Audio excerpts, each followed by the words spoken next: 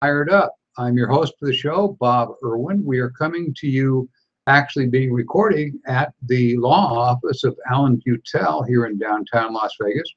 Alan handles criminal defense and some civil litigation cases, and he frequently appears on the show as a guest attorney. So anyway, let's just use part of his office for the show, which is nice. This show is all about guns, related politics, and the main part is self-defense issues. Fired Up is on radio at KSHP 1400 AM radio, which is streamed throughout the world now, if you want to check that out. And the show we're on right now, the video version is on YouTube. We tape a new show on every Thursday or so, and those stay up online forever. If you look up Fired Up with Bob Irwin on YouTube, you will find shows going back 4 or 5 years at this point. My guest this evening is murder defense attorney Clark Patrick. Clark, welcome back to the show. Good to see you again. Always good to be here. We've it's like you said, when we talked, it seems like it's been a year.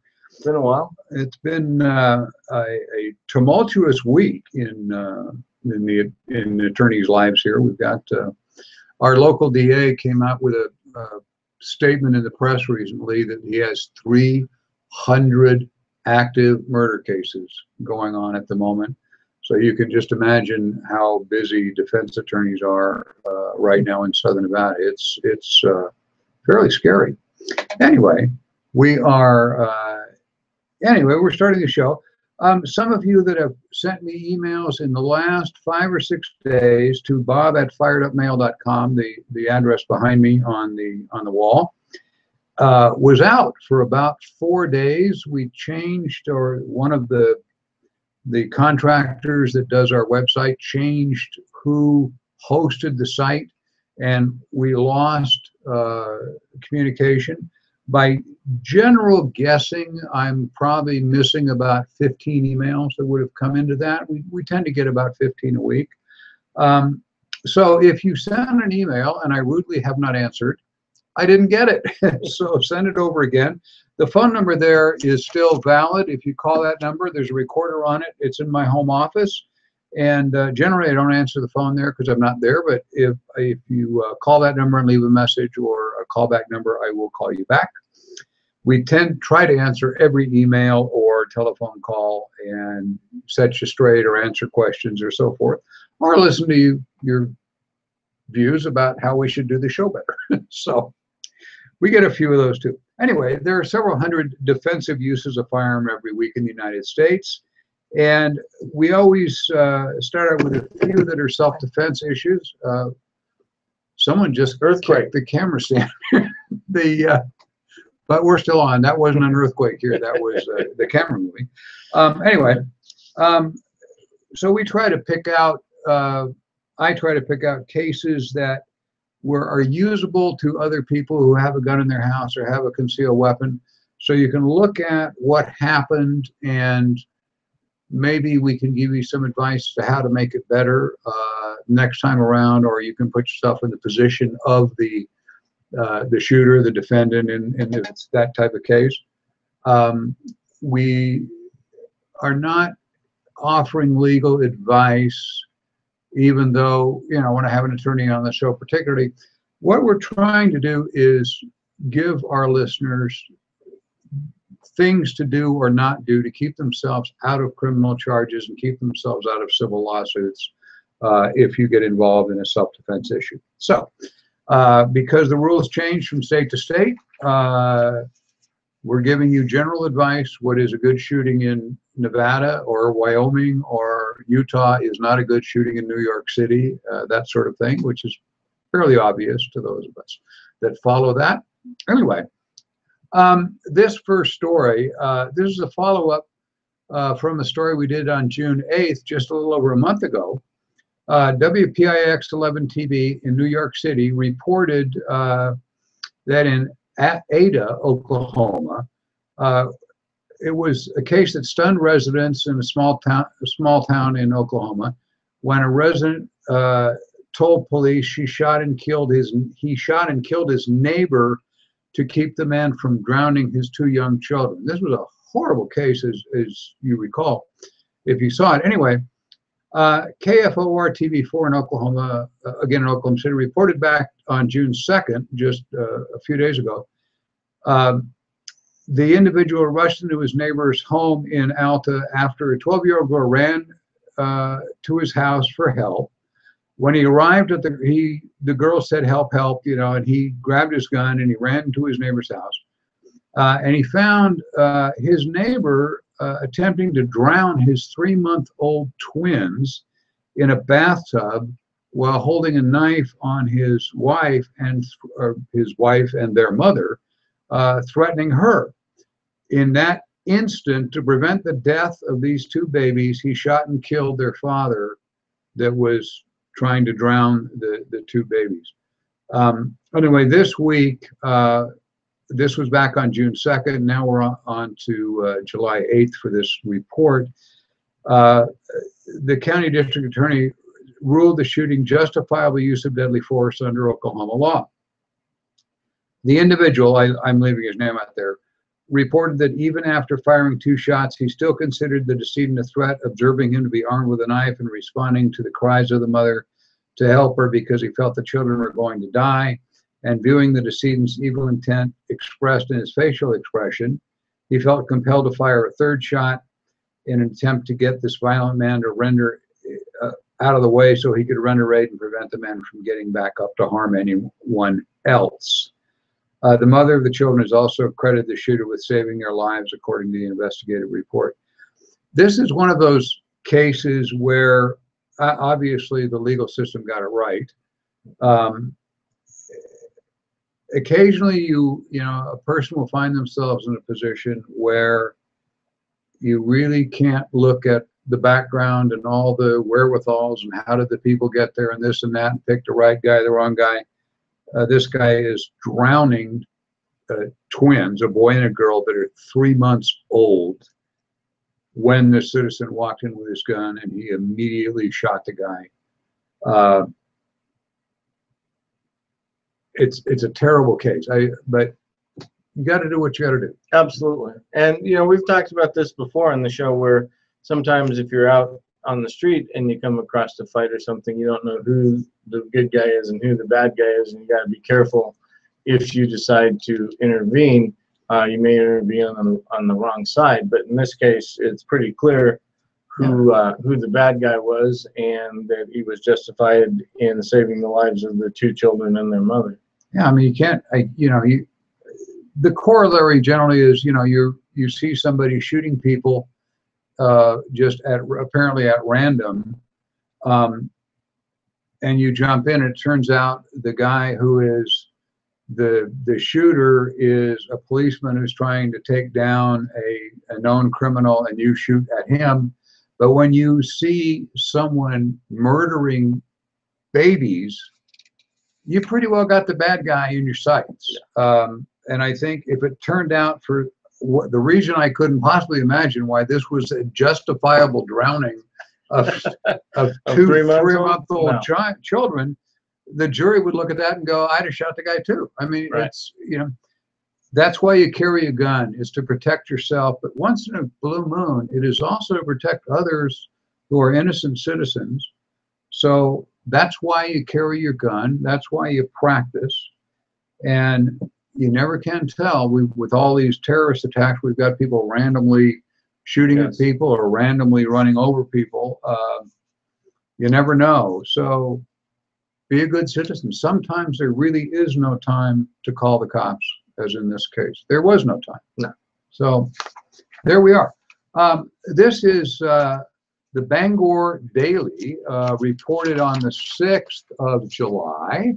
In Rockland, Maine, a local resident shot an intruder who broke into his apartment and attempted to rob him. He also will not be prosecuted. This is a follow-up again from another earlier story. This was the Knox County District Attorney that decided not to prosecute. Back on August 31st, 2015, now we are waiting 2 years for, to decide if you get to go to jail or not. A 69-year-old resident shot a 47-year-old intruder during an attempted midnight burglary at the Park Place Apartments. The resident, who is disabled, there's video that we'll probably show on the MLN website with this. He's quite disabled. Bought, as they described, a 7mm Russian handgun just days before this attempt burglary. He purchased the gun because on 3 previous burglaries and told the media he kept the gun under his pillow. We'll explain a 7mm Russian handgun in a bit. He said that he heard a sound inside his apartment and saw a shadow pass into his kitchen. With the gun in hand, he confronted the intruder, who was looking through the resident's pain medication he had set up in. He's an old guy and he's crippled and he takes a lot of stuff for, as other old guys I know do, right. Me. Anyway, he found the guy looking through his pain medication. The resident told the media, "I told him to sit down while I called the police or I would blow his brains out." A good command. The intruder complied by sitting down on a coffee table while the 69-year-old resident called 911. When the resident was speaking to the 911 operator, the intruder jumped up and the resident fired 1 shot. The intruder then fled out the back door, leaving, quote here, a pool of blood. The Knox County DA has reviewed the matter and said had this case gone to trial, the evidence would have raised issues related to self-defense and defensive premise. The standard of proof in criminal cases is proof beyond a reasonable doubt. I do not believe we can meet that burden in this case. So it sounds like they were actually thinking about it more than they probably should have. Really, it seems pretty open and shut to me too. Right? But you know, there we are. In July, the intruder was sentenced to 4 years in prison for attempting to steal drugs and refusing to submit to arrest. This victim could not possibly have defended himself against a younger, more agile intruder without his firearm. And for the 7mm Russian gun, I looked it up, and I'm presuming the homeowner was using a Nagant 1895. It fires a 7.62 by 38. It's 7-shot Russian military revolver. You see them at gun shows. A little below the power of a 32 automatic, but it would fit this guy's budget. The video, he is not of any means whatsoever, and that would be a gun he could go out and afford to buy because they sell for 150 bucks or so. The defendant disclosed to the investigators that he had been too drunk to notice that he was in the wrong apartment. So his defense, my defense attorney friend, is that he thought he was stealing his own drugs. Yeah. Would that work? No, that's not a really great defense. My client was so drunk, he thought he was. Yeah, I mean, voluntary intoxication can do a little bit in homicide cases, but you know, trying to go with "I was too drunk until I was in my house" isn't going to work. But it is a little disturbing that it took them 2 years to figure out this was self-defense, and that it sounds like they did some actual thinking about taking this to trial, which doesn't seem like they ever should have. And we've seen that happen here. I think when the DA was talking about his 300 cases, the average time to get to trial is actually 3 years or something here. Yeah, it's pretty close. So you're this guy and you're sitting for 2 years with no idea if you're going to go to prison or you're not going to go to prison.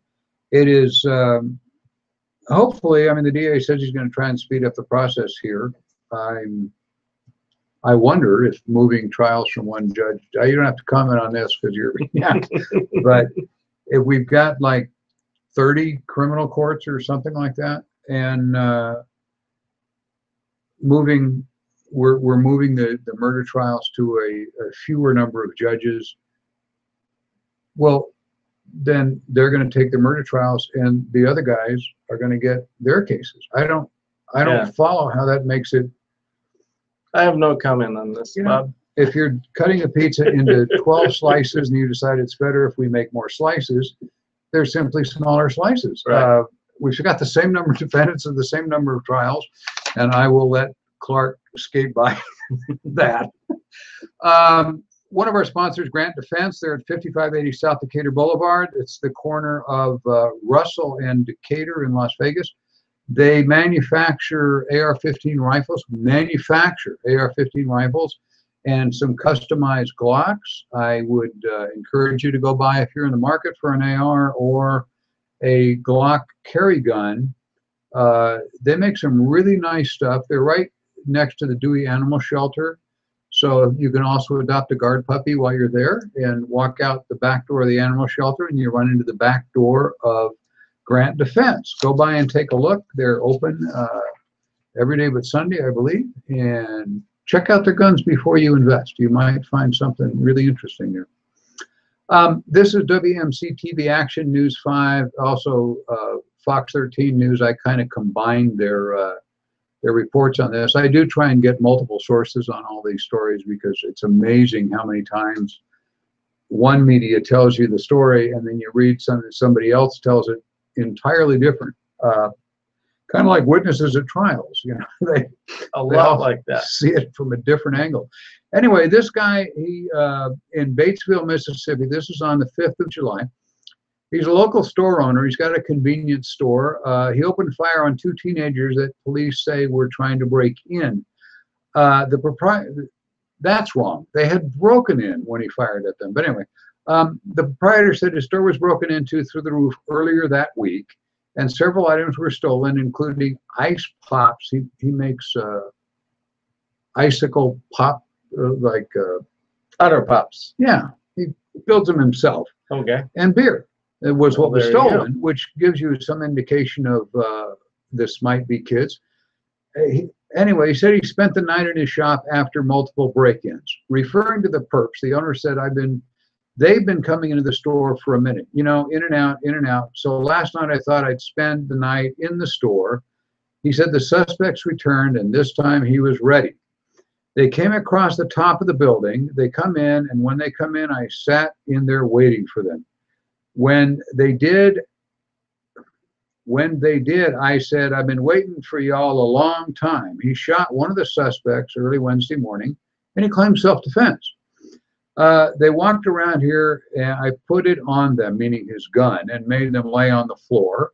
The owner said, while they were laying on the floor, one intruder was trying to get hold of a gun. He apparently had one in his pocket that was stuck in his pocket because he was laying on the floor and couldn't get it out of his pocket. Anyway, he's trying to pull it out of his pocket. When he turned him over, he was hollering, you know, he shot at the guy that was trying to get the gun out of his pocket. I thought I'd killed him because when I turned him over, he was hollering, you shot me in the ear. So about that time, the police got here. Investigators with Batesville Police Department said the suspects were both 17 years old, had managed to climb up an electrical meter onto the roof and through the air conditioning duct in the ceiling, which apparently is how they entered before. Anyway, the police said the wounded suspect, who police did confirm was armed with a gun, was taken to the Panola Medical Center with non-life-threatening injuries. The other was taken to the DeSoto County Jail juvenile facility. Both burglars are 17 years old, both being charged with burglary and petty larceny. As of this report, the owner does not face any criminal charges.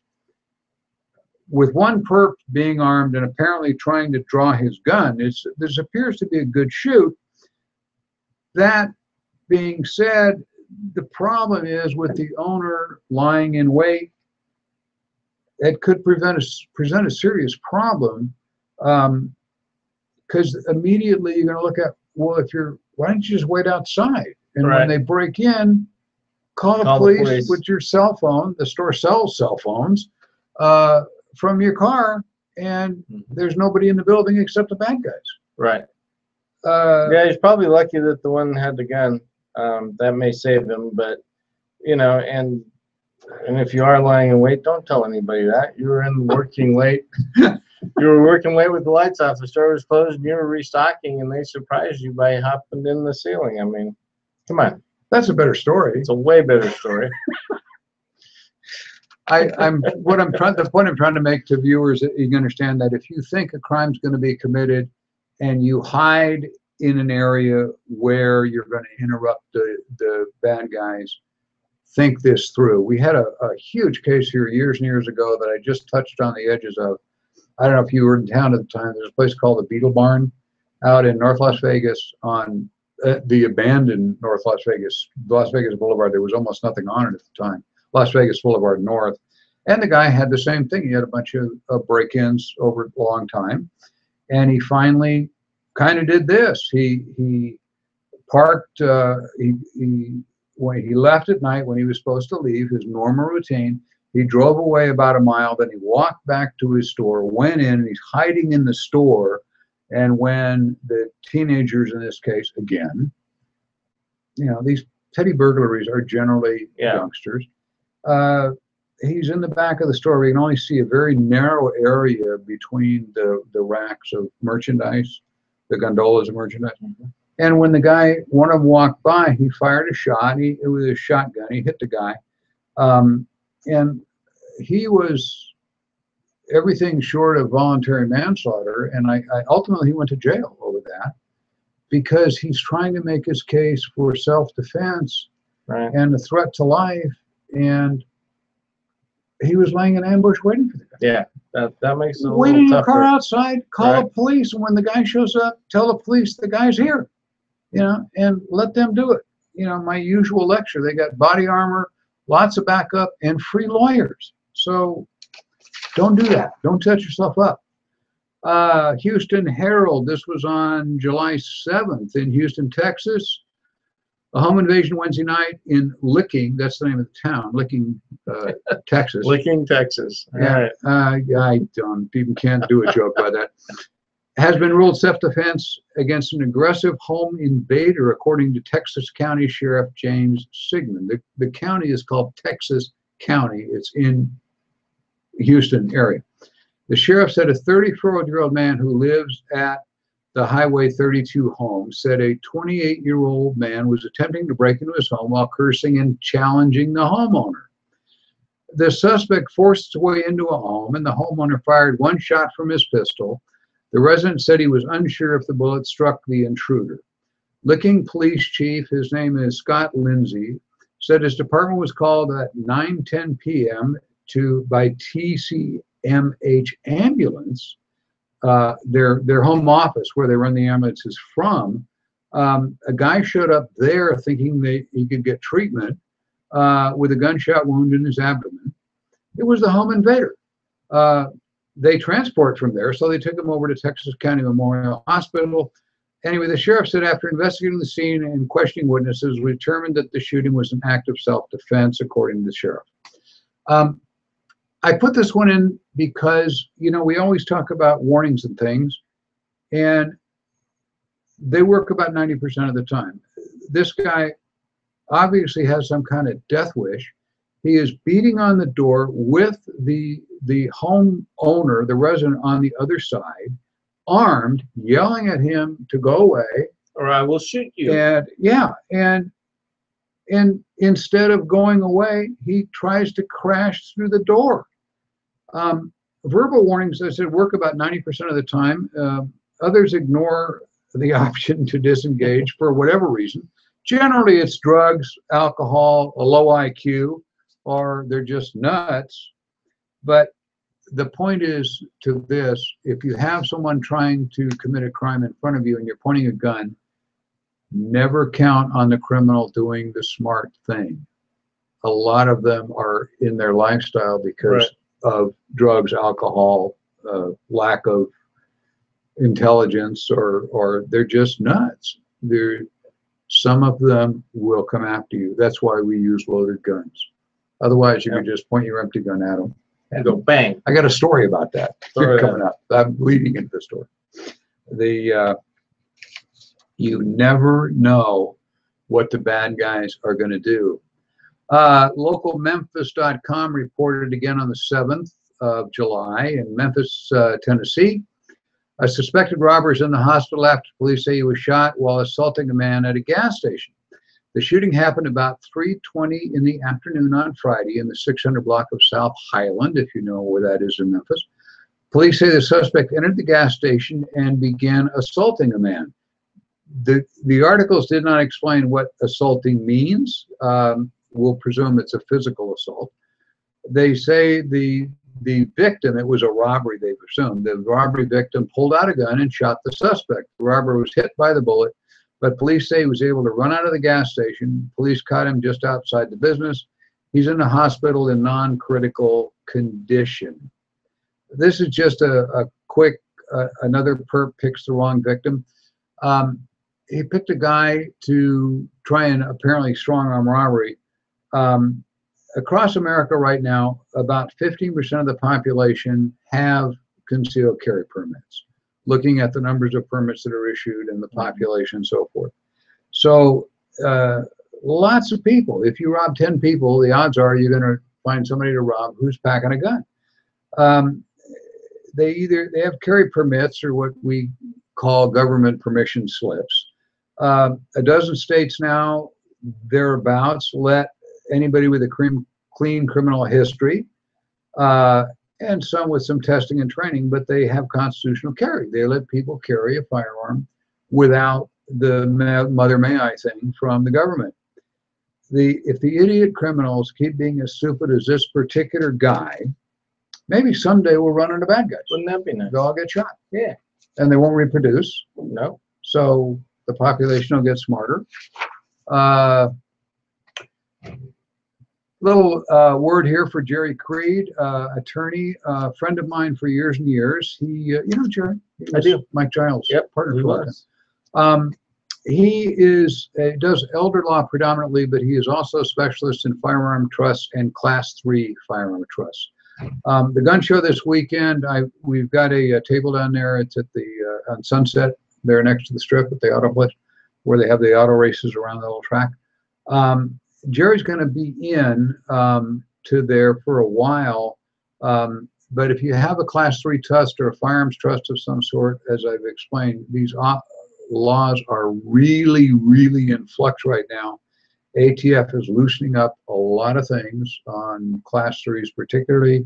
We may get a law here that silencers are taken off the Class 3 list, so you can have them if state law allows it without paperwork. That may be happening. They've approved some other things that are short-barreled shotguns under the old rule, and they're not under the new rule. Lots of stuff. Anyway, you can reach Jerry at 702-806-7777. I'll have some of his cards with me at the table at the gun show.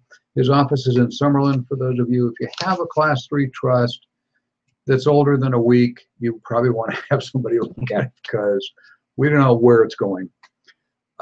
This is another Memphis, Tennessee case. The Commercial Appeal, it's a newspaper that's part of the USA Network, reported on 7/11, a lucky day, in Memphis, Tennessee. A male suspect attempted to rob a woman outside her Midtown apartment. The incident happened Tuesday morning at 12:30 a.m. That's just before 1 o'clock in the morning, to those of you who don't do military time. In the 100 block of North McLean, it's near Poplar, according to the police, if you're from Memphis. The female victim told police when she got out of her car at her apartment, a male ran toward her, grabbed her, and tried to steal her laptop bag. As they struggled over the bag and the victim screamed, it woke up a neighbor who ran out to help. The three of them struggled over the laptop bag and the purse or whatever, and end up rolling around on the ground. The woman's had a gun. It's a Ruger 9mm for you gun nuts out there. It fell out of her bag during the fight, and that's when police say the suspect was shot. The would-be robber is in critical condition at a regional medical center. It's unclear in the police reports at this moment who fired the gun during the exchange. They were fighting over the gun, and it went off. A third witness told police she heard the suspect say, "I'm going to shoot," and saw the muzzle flash of the gun. Another witness reported hearing 2 shots. This has got to be sorted out yet. The man accused of the attempted robbery was found on the ground with a gunshot wound when police arrived. He's identified in the police report as a local 49-year-old. He's being charged with aggravated assault, criminal attempted felony, Police report the female victim and her heroic neighbor were also treated for injuries they sustained during the fight. There was a serious physical fight going on. They're rolling around on the ground. The investigation here is open with lots of facts missing, but one thing that I pulled this for is clear to me. If you're carrying a firearm in your purse or something else detachable, apparently she had the firearm in a bag with her computer, and that turned out to be what the guy was trying to grab. So not only is he trying to get her, he thinks he's getting a computer, she realizes he's getting a gun. So she can't let him run off with her gun. If he does that, he's going to use it on somebody else, of course. So when you carry a gun, carry it attached to your body, so only you have access. If you carry the gun in what is going to be the target of the attack, women's purses are the #1 thing here. #2 is guys with the strap-on fanny packs. Or European shoulder bags, you know, if you're into that. If you carry your gun in those things, sometimes that, or often that is the purpose of the attack, is to grab that.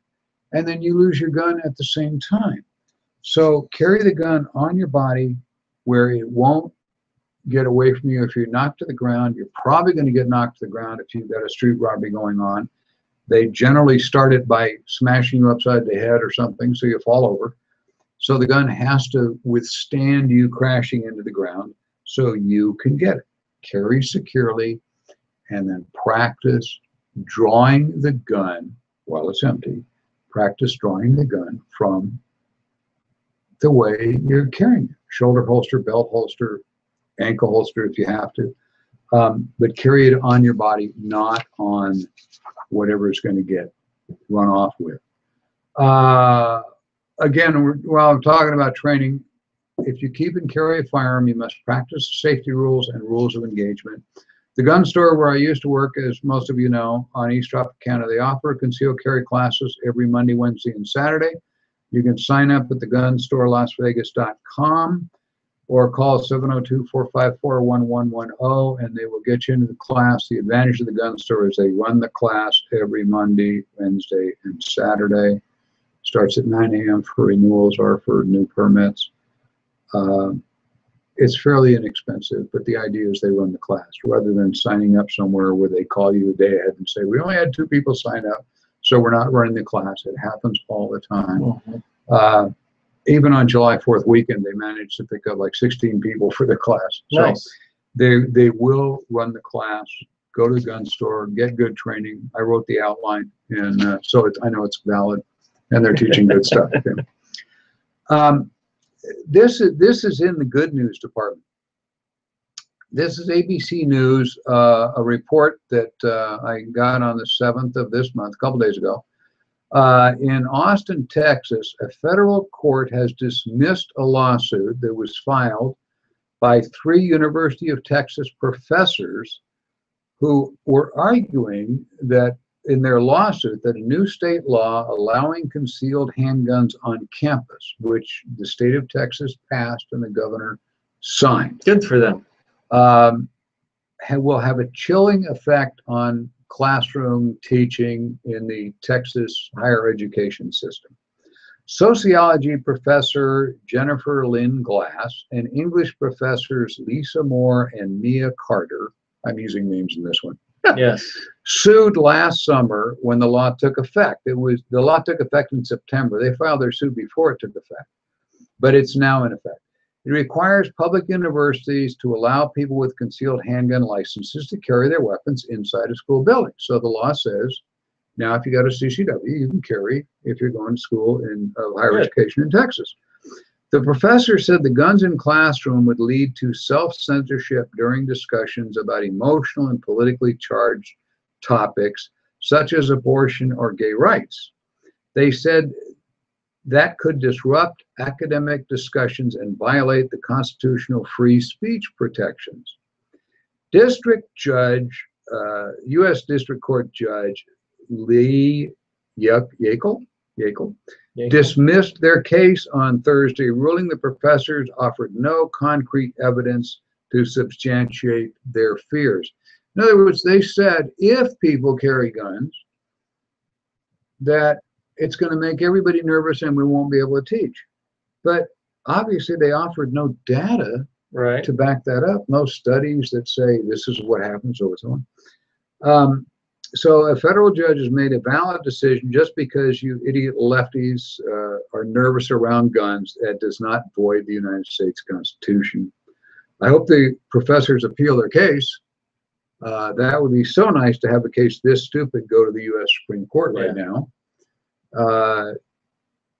I'm assuming now this is a federal, I guess, lower court judge in Austin, Texas, whatever. District court. Yeah. Federal district court, whatever that is. I'm not familiar. It's yeah, the first court in the federal side. We had one of those come up last week where we had a California law that one judge said was not valid, and another judge the day before had said it was valid. It was the San Diego thing about you have to issue concealed carry permits. And we had two lower federal judges rule opposite directions the same day. Obviously, they don't read each other's decisions every day. No. So that is going back to the Ninth Circuit apparently again for rehearing. The Ninth Circuit had sent it back to the judge that actually ruled in the gun owner's favor, and the other guy ruled against gun owners in a lawsuit brought by a left-wing party, and they didn't realize they were hearing the same case. Right. Because that can certainly happen. I assume in the system you have judges rule opposite directions. Right. And then what happens? Well, then it goes to the Ninth Circuit and to the Supreme Court, or in this case in Texas, the Fifth Circuit. Well, we hope. Right now, with the Supreme Court being where it is, if a couple of the more people retire that look like they might retire, we're going to have a very conservative friendly Supreme Court, which for gun issues, that means constitutional right to keep and bear arms. Yes, will stand there unless you do something wrong. If you think about it, ladies and gentlemen, the Constitution says, the Second Amendment, you have a right. It says a well-regulated militia, blah, blah, blah, blah, blah. The militia at the time, as explained in the federal papers at the time, was everybody. It was, at the time, every able-bodied male between the ages of 18 and 40. And we since have had decisions about age discrimination and property owner discrimination and so on. So now it includes everybody. But it is that the whole of the people are the militia because they can be called to arms. And the whole point of the Second Amendment was to make sure people practice with their guns and did drills and so forth so they could defend the country against the evil British or whoever else showed up. So the Constitution says you have a right to keep, meaning have in your home, and bear arms, to carry them outside. And we're going to have a lot of litigation coming down the pike that is going to head to the Supreme Court over that issue. Because of the states and localities either saying you can't do that in our community, or you can't do that in our state, or some of them come to mind, obviously New York City and San Francisco Bay Area and some of the towns up there, preclude you from bearing arms. And the issue in the San Diego case was he made a rule that California has a law that says you can't carry a handgun openly because it scares people. But the San Diego sheriff then had a rule that to get a concealed carry permit, you had, and several counties in California have it, that you had to have a good cause. And he made good cause so difficult that virtually nobody could qualify, even to the point where you had, I remember one of the plaintiffs originally was a guy who worked at night refilling ATM machines. This may have been a case in Pennsylvania. It was the same theory. He's refilling ATM machines at night to all these little stop and robs and whatever. And they turned him down because he didn't need to carry a concealed weapon because he hadn't been robbed yet. Wow. Therefore, he hasn't shown that he may be the victim of a crime. Well, there's some liberal thinking for you.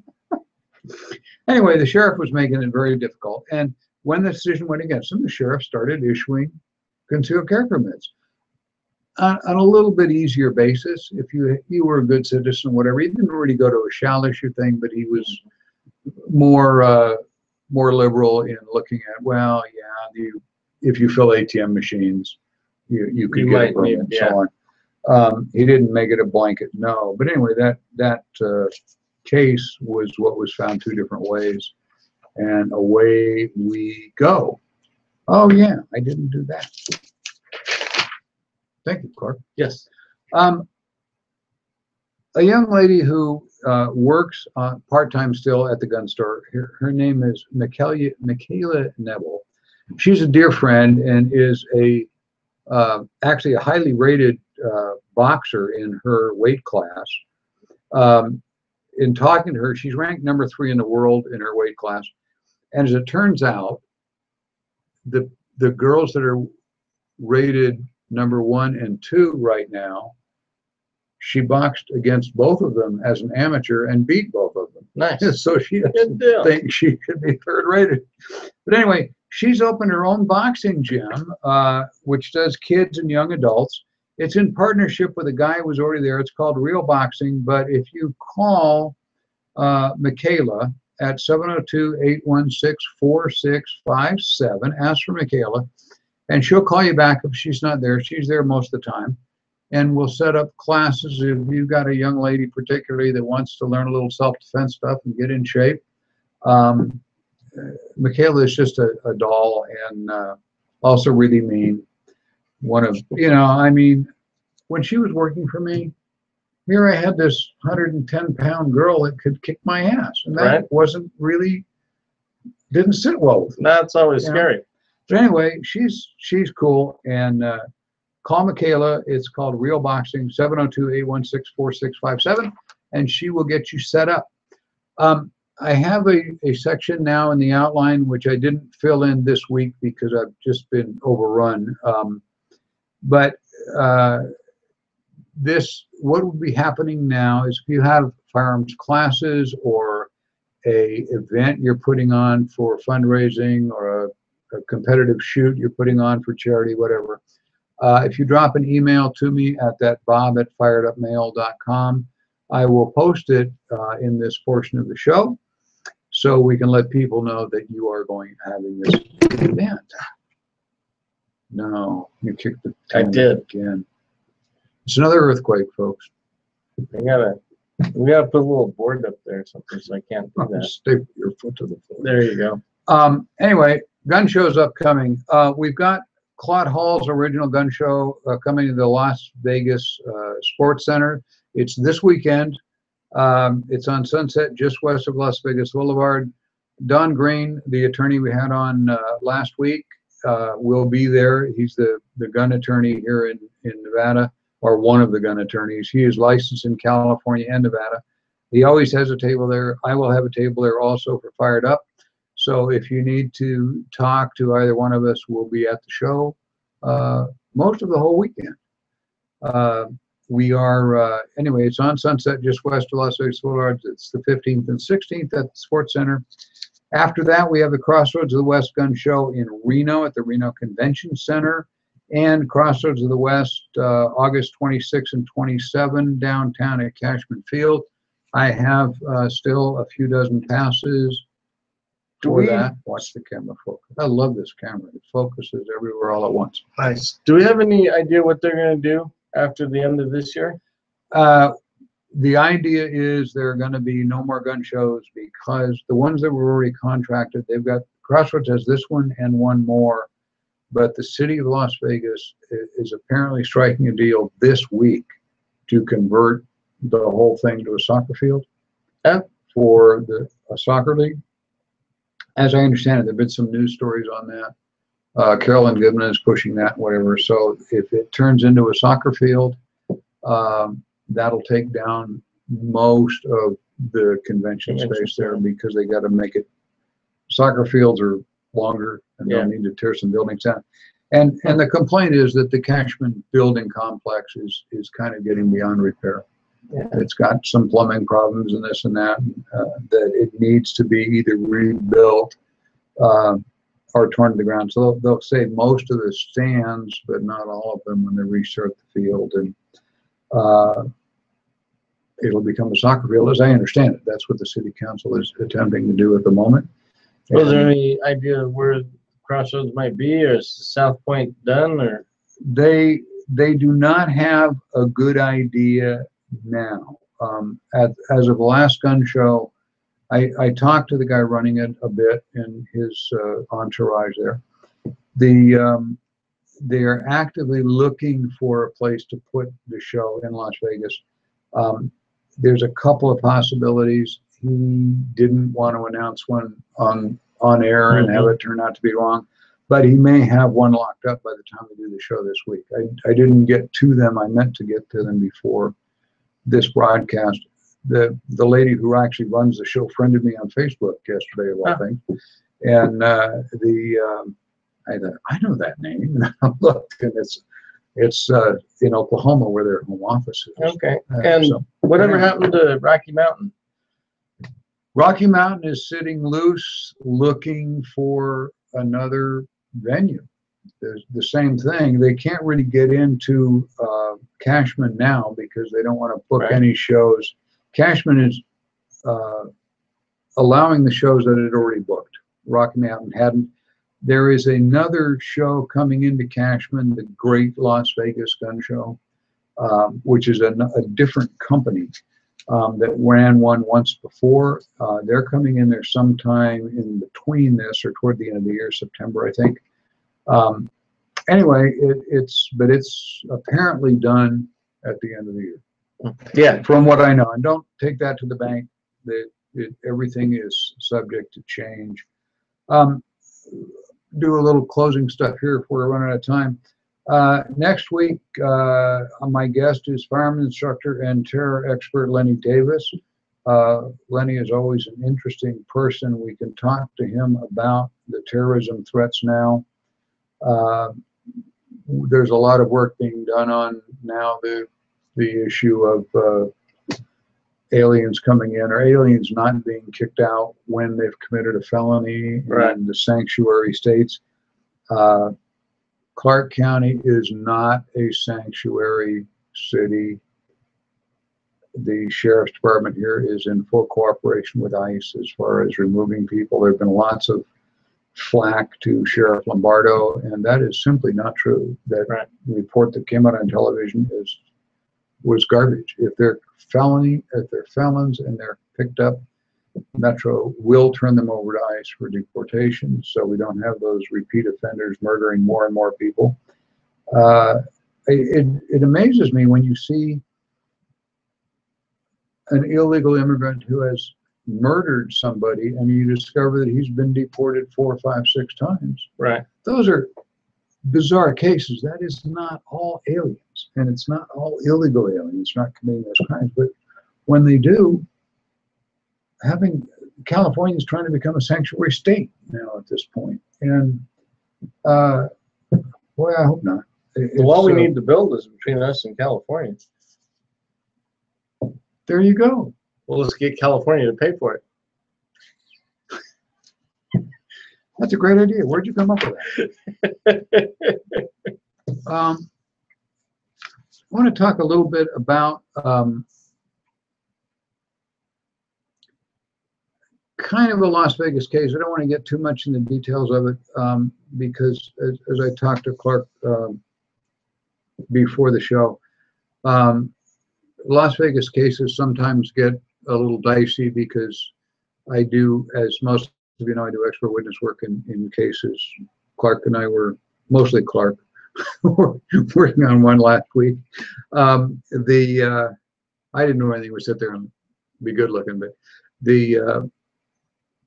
either one of us could be drawn into a local case. So before I find out where it's going, I don't want to be making comments about it because as regular listeners understand, these cases are really, really complicated. They amount to several banker boxes full of witness statements and all the minuscule details that they can't put in the paper. I used to carry around, I was doing the early shows, I had a stack of papers that was about 14 inches, which was my part of a shooting case where nobody was killed. It was just somebody was wounded and it was okay. But that was just the defense experts' witness pile. It involved a police officer, so it had all his training and all the witness statements, and there was hundreds of witnesses and so on. It took place in a parking lot. Just a tremendous amount of information that the details become the case. Anyway, there was a case here that we don't know much about. KSNV Channel 3 carried some stuff on it today about a robbery that apparently involved some real youngsters. One of them that is under arrest is 11 years old.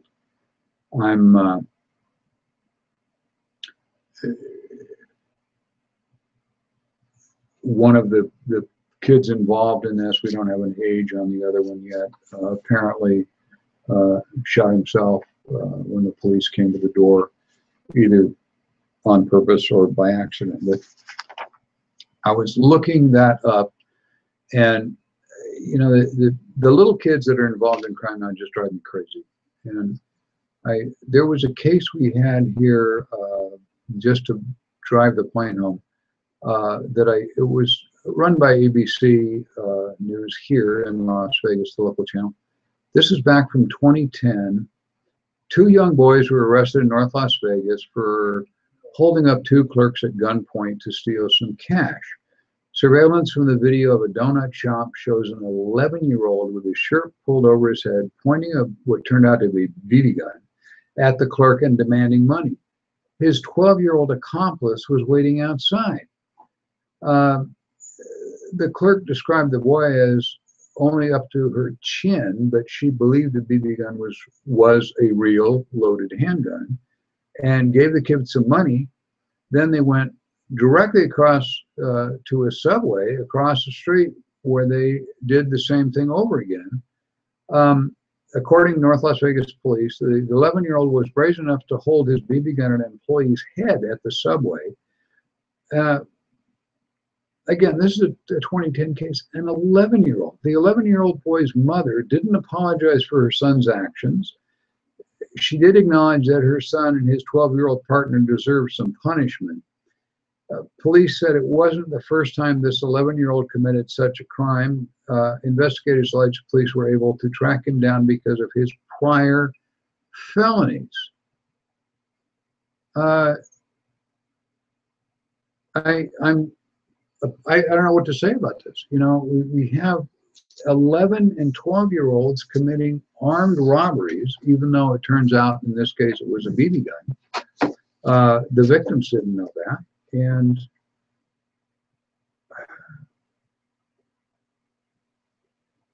the mother, you know, what are people thinking? What are parents thinking? I'm appalled. Yeah, they're lucky one of them didn't get shot, because you pull a gun, the person you pull a gun on doesn't know it's a BB gun.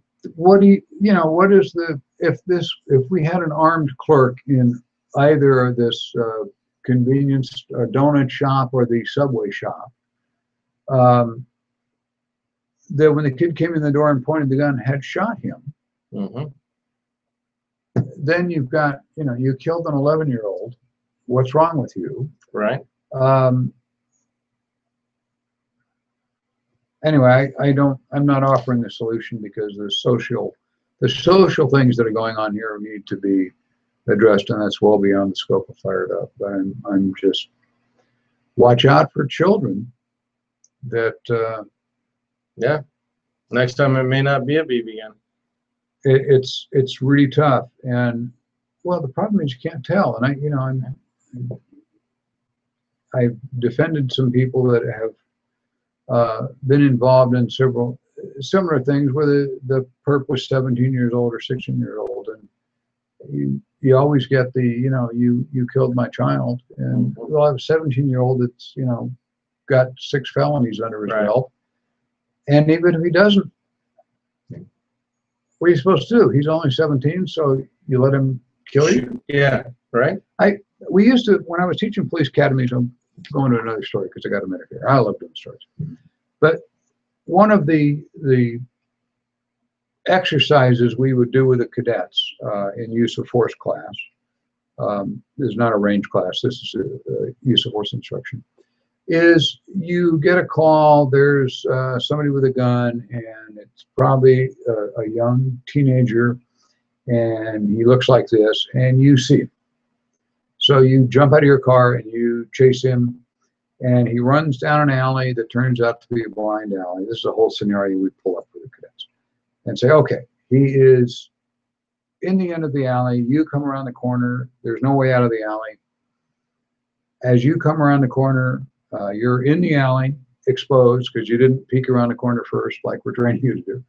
And you see he is pointing a gun at you. What do you do? And the cadets, the police cadets, would say things like, I would point my gun and tell him to drop the weapon. I would go prone so I was a smaller target. I would turn and run out of the alley and hope he didn't shoot me in the back. I would, all this reasoning to not shoot a hypothetical 14 or 15-year-old criminal. And of course, the correct answer isn't turn your back and run away. We don't really like police officers to be doing that. Going prone, because bullets skip off of concrete, you're more likely to get hit, actually, if you're on the ground, because everything that hits in front of you hits you. Hunters know that. Anybody that shoots in ranges knows that.